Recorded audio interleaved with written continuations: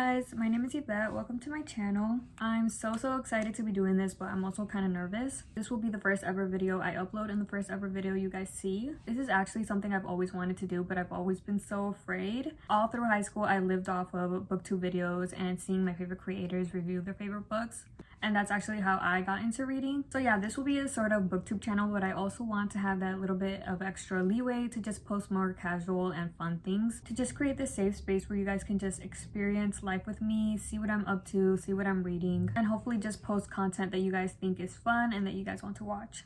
Okay, so now let's get into my video. I thought what better way to properly introduce myself as a booktube type of channel than by telling you guys my top 10 favorite books of all time. Hopefully we have some similar tastes, hopefully we like similar things, and if not, I kind of read any genre and I read anything that's in front of me, so we'll eventually have something we like in common. But have a seat, sit down, relax, and listen to me yap about my favorite books of all time.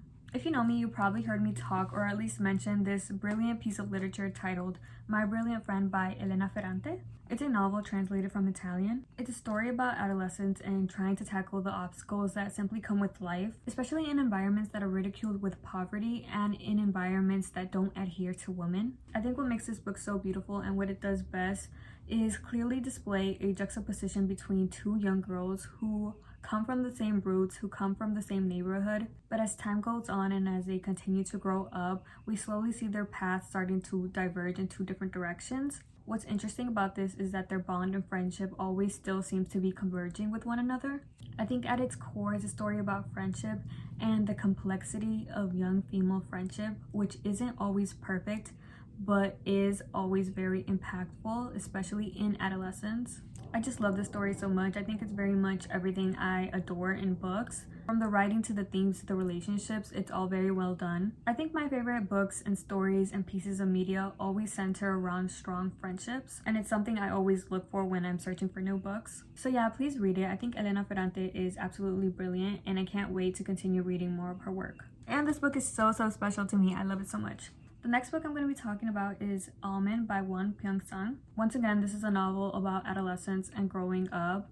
This one is a little bit different though because it tackles a main character who has a condition called alexithymia, I think is the proper pronunciation, which is a condition that prevents a person from being able to properly express emotion and properly feel emotion. It's about a character having to navigate life without properly being able to display emotion in a way that for you and me would be quote-unquote normal. I think it's a powerful story about friendship and adolescence and growing up and learning to be accepting of people who are different than you. I think it should go without saying that just because someone behaves in a manner that may be different to you or may seem odd to you doesn't mean that they're different or odd, they're just not you.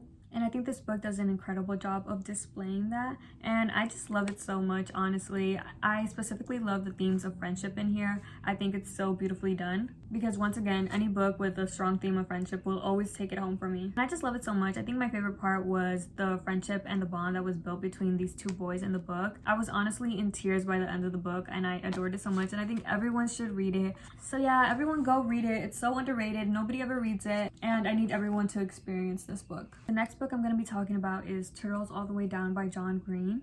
I've actually never been a huge fan of John Green's books because I've attempted to read some of his other novels, such as Looking for Alaska, The Fault in Our Stars, Paper Towns, and I can't say I loved any of them. Honestly, I really hated Looking for Alaska, but this book, I love this book. I think it does the portrayal of anxiety and the portrayal of OCD very well. I think John Green knows how to handle topics of mental health very intelligently. I think writing about mental illness is probably one of his strong suits, and he does so very beautifully in this book. It's a story about a young girl who is struggling with anxiety and is struggling with OCD, and we kind of just go through her life with her and see how both of these things affect the interactions she has with others and affects her friendships and bonds. I actually felt very seen reading this book with the portrayal of anxiety. I don't think I've ever read a book that perfectly encapsulates the root of anxiety and how much anxiety truly does make a person spiral and how repressive that can feel. So yeah, I think it just has great representations of mental health and OCD and anxiety, and I do think it's a book that a lot of young people could benefit from. I actually wrote a paper on this book one time, and I said that I think it's a book a lot of people in high school could benefit from. I think it could be great representation for so many people and help people put words to feelings.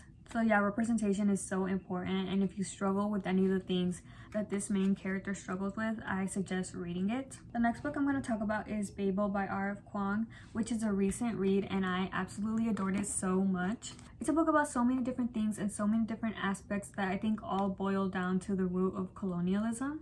This book has a lot of emphasis on language and translation and how meaning is often lost due to translation. I think this book perfectly encapsulates the way people of color historically have been used as tools and exploited to further a white society's political, economic, and societal agenda.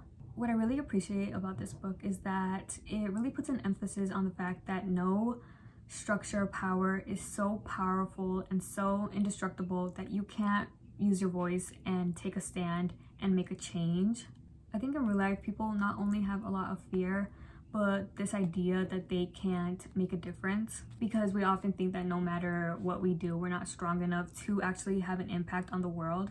But I think what this book wants to tell you is that you can make an impact on the world, that you can make a difference, and you should always try, especially when faced with the injustices that occur every day in real life.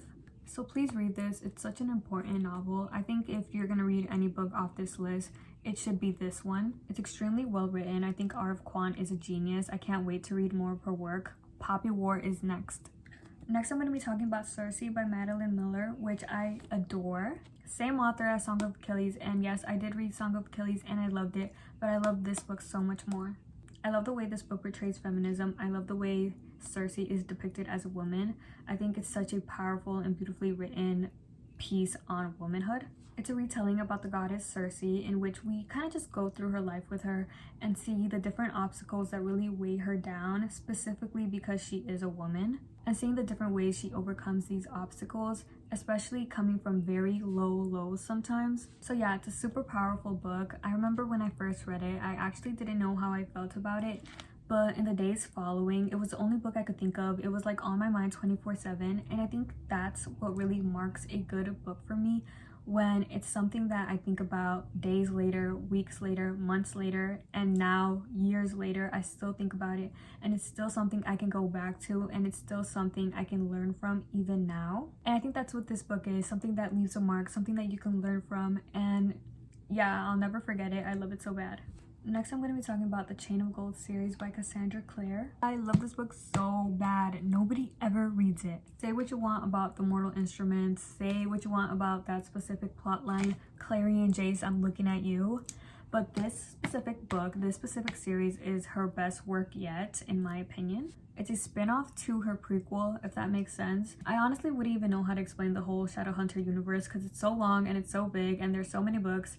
But if you're gonna read any of her series, I would recommend reading this one. You really only have to read the prequel before this, which is the Clockwork Princess, Clockwork Prince, and Clockwork Angel series. I don't know what the series is called, but it's those 3 books. And then this is the spin-off to those books. It's literally everything I love in fantasy. Every time I read any of her novels, I always find myself reading them super quick. Like, I go through them so fast.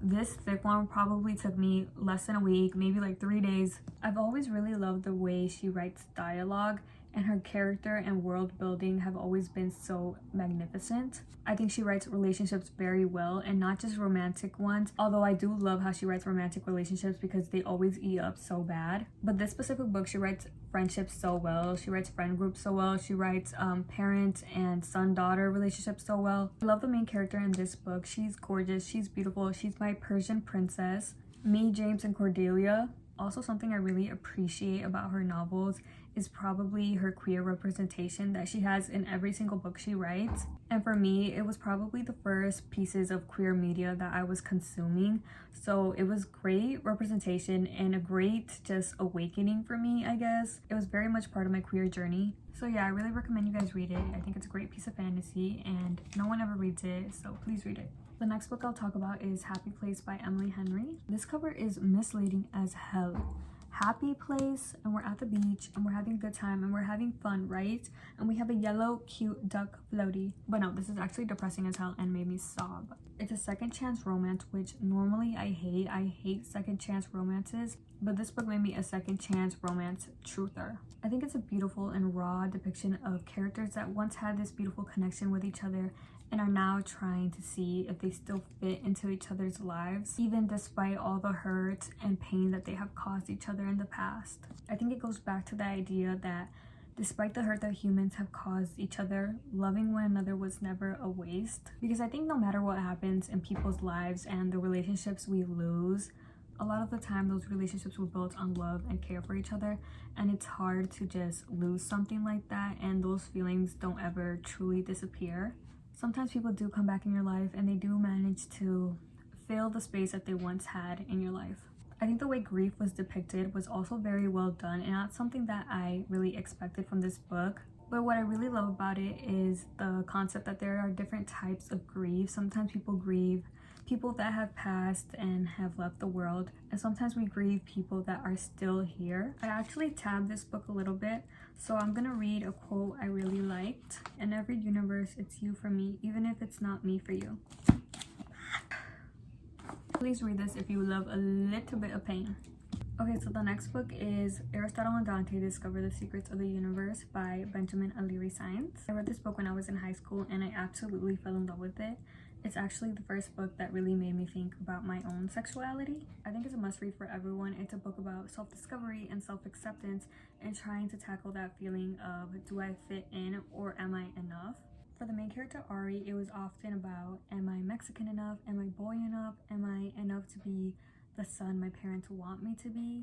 That's what I really adore about this book, that it's about trying to discover all the secrets of the universe while also trying to discover yourself and how you fit into that universe. It's a beautiful coming of age story, and one of my personal favorite things about it is the way that it tackles coming from Mexican roots or coming from Latino roots, but growing up in America and how isolating that can feel. Having to live with that feeling that's like, well, I don't necessarily fit in here, but I also would not fit in there, and trying to find that in between or trying to discover where you really do belong. That's another reason I really love this book. I really saw myself in the character of Ari and his struggles with his identity, his sexuality, his coming of age, his cultural identity. It really did leave a mark on me at a very young age in my life, and it's still a book I think about often with characters I still hold very dearly. Also, I did read the sequel that came out years after this one, and I absolutely loved it. I loved seeing Ari grow up because it also felt like I had grown up with him,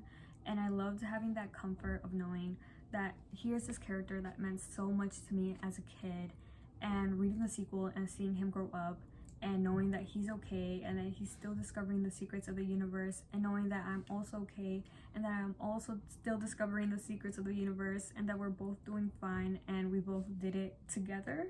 And yeah, I love this book so much, and I love the characters. I forgot to mention, I absolutely adore the way dialogue is handled in this book. Read it, please. Okay, now I'm going to be talking about Perks of Being a Wallflower by Stefan Chbosky.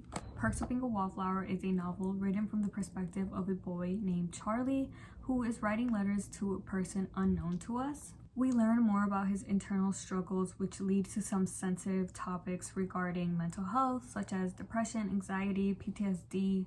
Super traumatic, but I think at its core, it's a very hopeful book, dedicated to showing that despite the issues and the trauma that we may be carrying with us, we are more than capable of living a very abundant and happy life.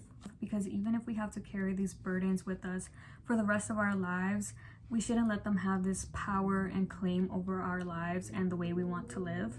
And even though some of us might struggle with things other people might not, that doesn't mean we can't live just as beautiful a life as them. I think Charlie would want you guys to love yourselves and to know that there is always a light at the end of the tunnel. hashtag we are infinite or whatever, hashtag I love Charlie. Now for the last book I'm going to be talking about, Everyone's an Alien When You're an Alien Too by Jamni Sun. This is not a full-length novel. It's a graphic novel with mostly pictures, to be honest, but I just had to include it on this list because I love this book so much. It's a book I really love gift giving to others because despite it being, you know, just a graphic novel full of mostly pictures, it's a book about love and friendship and the human experience. I think it has something everyone could benefit from. And yeah, it's so cutie. It's about an alien learning about the human experience. He goes to Earth and tries to find out everything he can about being a human. This is the first page and it's him meeting a tree and he says, "Hello, are you an Earth creature?" And the tree says yes. And then he says, "I have met a human." And that's how it starts off, and it's so cute and I love it so much and I think everyone should read it, so please go buy this. It's so cutie. Read it.